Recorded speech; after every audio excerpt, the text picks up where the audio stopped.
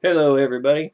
Today we're going to talk about adding positive and negative numbers. This is lesson 4 in our Algebra 1 class, The Monster in the Closet. We're trying to make algebra not so scary for people. Alright, so this lesson is going to be devoted solely to adding positive and negative numbers. Now, the easy part of this lesson is going to be adding like-signed numbers. Okay, if the signs are the same, then the answer has the same sign. For instance, at a basic level, 2 plus 2 is equal to 4. I know everybody knows 2 plus 2 is equal to 4, but this is just to illustrate the fact that we stated up here at the top of this slide. Negative 2 plus negative 2 is equal to negative 4. Okay?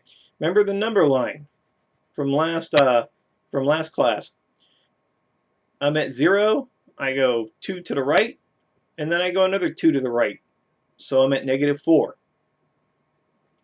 Okay, if I have $2 in my pocket and I find $2 in my sock drawer or whatever, I now have $4. If I spend $2 on gas and then $2 on a drink, well, there's $4 less in my account than there was before, right? And you'll see this a lot in math. I do want to make note of one convention that you're going to see a lot of, and that is the use of parentheses, right? We use the parentheses to kind of denote that the negative sign is next to the number. That's not a subtraction sign you see there. By no means is that a subtraction sign. So we kind of use the parentheses just to kind of herd all this together. So we know that's negative 2. That's not minus 2, it's negative 2 plus negative 2 equals negative 4. You see how if I don't have the parentheses, you can get this confused, this little guy here confused with a subtraction operator? All right, so we just use parentheses to kind of keep everything together, organized. Which in math, if you're doing problems, organization is essential.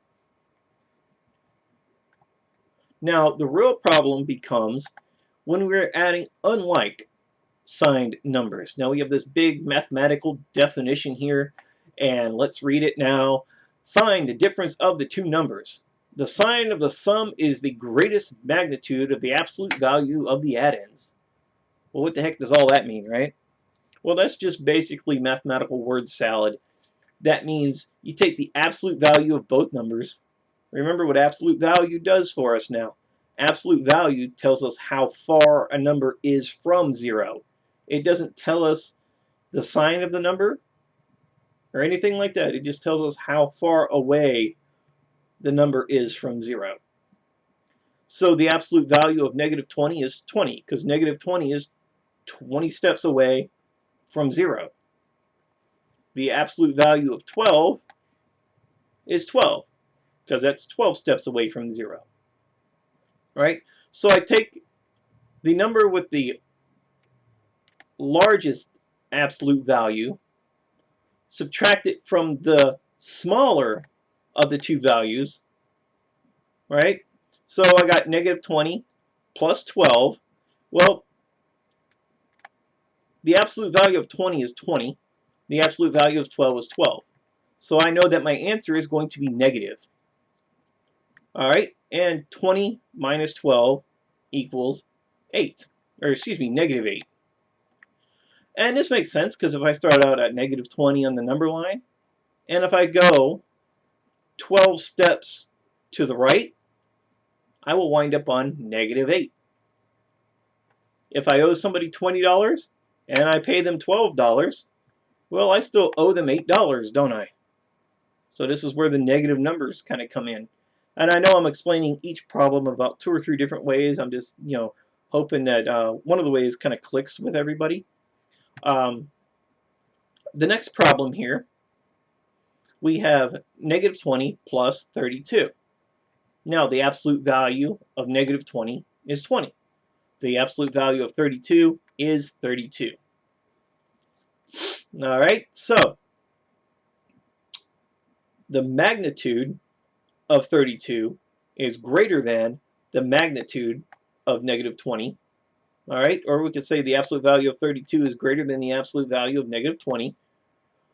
Therefore, I'm going to take the larger number and I'm going to subtract the smaller number from it to get my answer.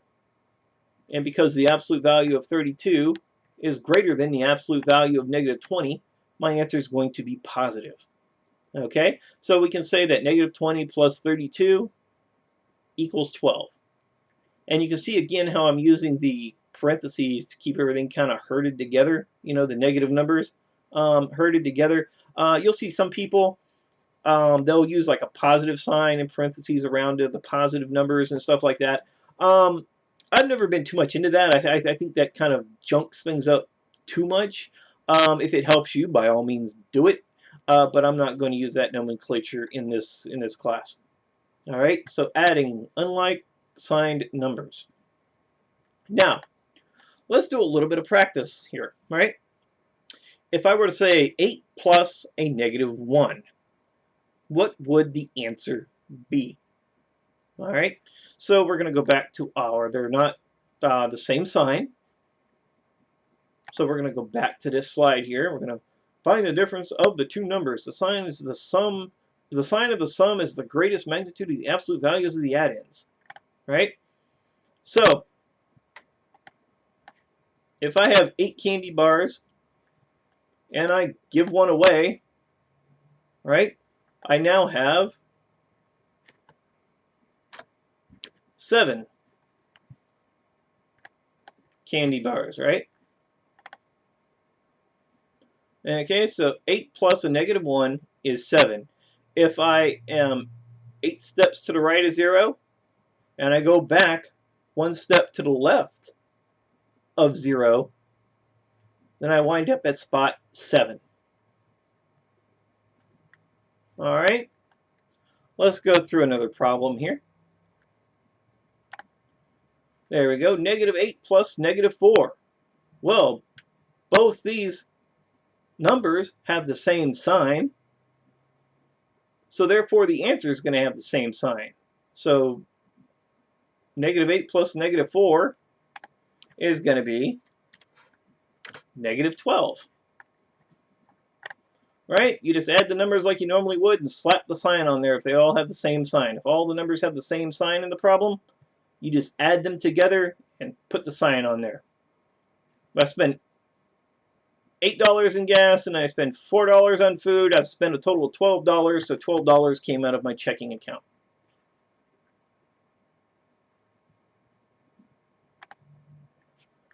Okay, 3 plus a negative 2. Think about that one for a second. Pause the video if you have to.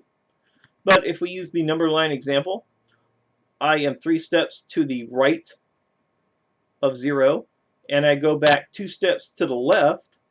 What number on the number line am I at? The answer is positive 1. Okay, if I have $3, I spend $2, I have $1 left. Blammo, there we go. 9 plus a negative 4. Okay, visualize that. One of the ways we were talking about in the class. Pause the video if you have to think about it. Think about it in terms of the number line. Think of it in terms of, you know, maybe money you have, money you spend, and things like that. All right, great. So the answer to this one is going to be 5, positive 5, right? Because if I have $9 and I spend $4, I have $5 left. On the number line, if I'm 9 steps to the right of 0 and I go 4 steps to the left, I am now at number 5 on the number line. We got a few more we're going to do here. There we go, negative 5 plus negative 9. Well, this is easy. Both numbers have the same sign, so I just add the numbers like I normally would and put the sign on there. So that's going to be negative 14. All right, and I'm not going to put parentheses around my answer just for saving a little bit of time and stuff like that, but you could if you wanted to. All right, another practice problem, negative 1 plus 2. Okay, so I'm overdrawn $1 in my bank account. I put $2 in there. What is my new bank balance? On the number line, if I'm at the -1 position and I go 2 steps, you got to count 0, remember, and I go -1 to 0, that's 1 step, 0 to 1, that's 2 steps, which means the answer is going to be 1. 9 plus -1. Think about this one for a minute. Did we already do this one? I don't think we already did that one, did we? No, that was 9 minus 4. Okay, great. I thought I had the same problem in here twice. That's all right. 9 plus -1. So if I'm 9 steps to the right of 0 on the number line, and I go 1 step back, I am at the 8th position on the number line. So 9 plus a -1 equals 8. I take the difference of the numbers, 9 minus 1, and then I give the answer the sign of the greatest magnitude of the absolute values, which in this case the absolute value of 9 is 9, the absolute value of -1 is 1, and my answer is 8. Okay, -7 plus -1. This is easy. They have the same signs, right? So what we're going to do is we're going to add the numbers like we normally would and attach the sign, because each number has the same sign. So this is -8. Now the final problem we have in this video is going to be kind of a mix mash of it. Holy cow. Okay. So if I have -7 plus 8. So -7 plus 8. Here, I'm going to insert another text box. Go. And I'm just going to say plus 8 equals, and we can do this in sub-steps if we want to. Let me jump back here, and let me do this. Let me make this just a little tiny bit bigger. There we go. Equals, what is the answer to this part? -7 plus 8 is equal to 1. Right? Okay. So 1 plus 3, because we're going to take this guy here. 1. We'll put in another. Actually, we'll copy that and we'll paste it there. Go. And then I'm going to take the 1 from my answer before, and I'm going to add 3 to that answer, and that's going to equal 4, right? Okay, now if I take that part of my answer, again, I'm just making another text box. I know it's not all lined up pretty and everything like that, and that's fine. I'm going to take the answer from the previous step, which is 4, and I'm going to add -5 to it, and that is going to equal, think about it, +4 plus a -5 is going to equal -1. Now I'm going to take that step and I'm going to take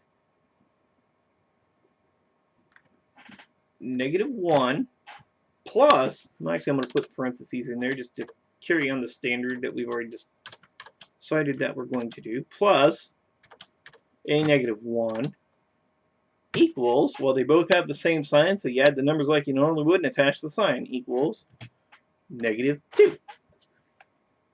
All right, so the answer is going to be -2.